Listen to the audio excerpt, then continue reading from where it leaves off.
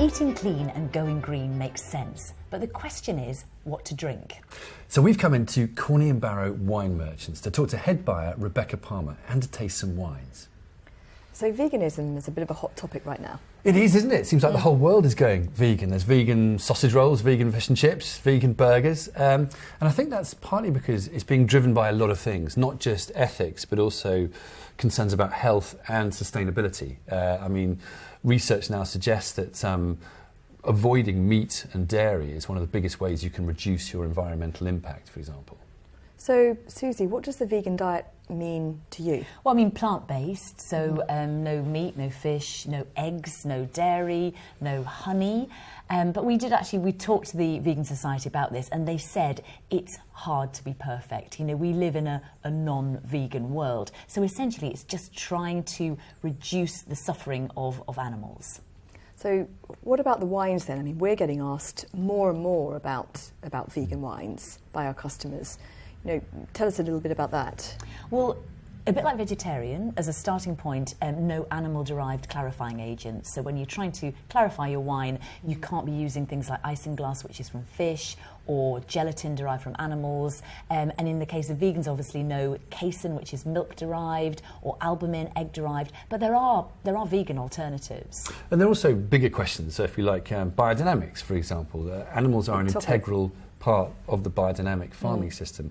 Also things like certain packaging materials may use certain glues which have animal-derived elements, or you know, certain corks can have animal-derived emulsifiers. So I think it's emulsions. It's a bigger topic as well. What I think would be great to see would be a bit more clarity and information so people can make their own minds up. Yes, and help them, you know, make an informed decision. Exactly. Well, we have a few wines here that I thought we could try out. All of these are vegan. Mm-hmm. So, Pete, I've got a little bit of this wine in my glass. Would you like to pour it? Yeah.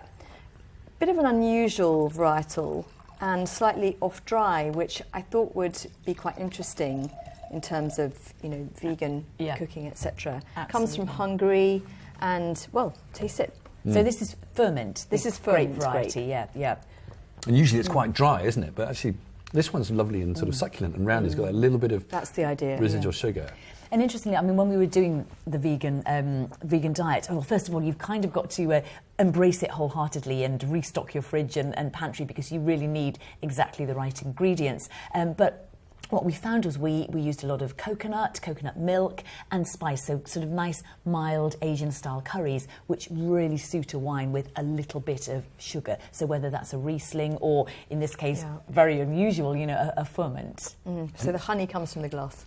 It's lovely, isn't it? Yeah, I mean, it really does. It's beautifully complex and elegant, and something completely different as well, which is always nice to go for. Yeah. Well, I thought it would be a bit fun. Moving on to the red. I don't want to lose that. We have here is a Carmenere from Chile, fresh off the boat. Our first shipment, and it's from a new producer to our portfolio, Vigne Laurent. From the Maipo Valley. It's a great label. It's a cute label, and it's from the Carmenere grape.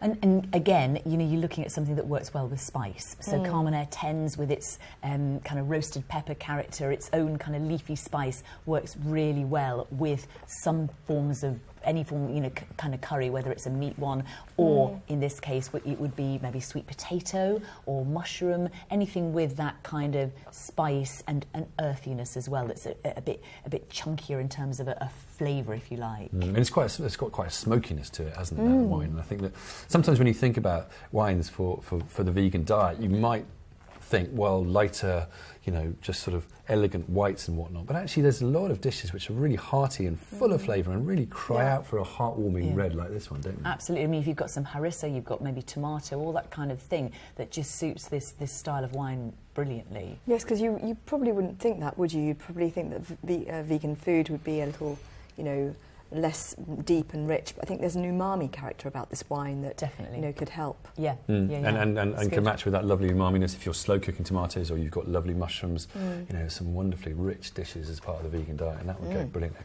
Yeah. Good. Our last wine is sweet, Oh, how and nice. it's an unusual wine. It comes from one of my favourite producers who we've been working with for 30 years now. We had a little bit of an anniversary last year.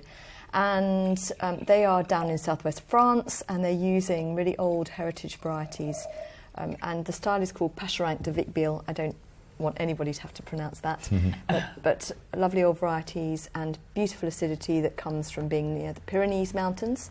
Try it. Well, you know, and the great thing about vegan is you can have lots of sweet things. You know, there's loads of puddings, desserts, cakes that you can make vegan. I mean, you know, you can't use eggs, but then you use something else. I just didn't think of that. Oh, it's great. It really is. And one of the desserts that we cooked was a New York style cheesecake with rhubarb and orange. It's a Gaz Oakley recipe. He's a brilliant vegan chef and cookery writer, and it would be perfect with this kind of wine, because you've got the acidity here, haven't you? And then also the sweetness. And that lovely exotic fruit character, which is just like a basket of gorgeousness, isn't it? Which you don't normally associate with, you know, the old world or France, but it's so concentrated and tangy. Yeah. Yeah, it's both rich but really refreshing, and that's exactly what you want in a top quality sweet wine. And it's lovely, and again, something just really different, something with real character and uniqueness to it to put on the table. I could drink that on its own, though. Oh, it's a meal Who needs a itself, pudding? isn't it? Great as food.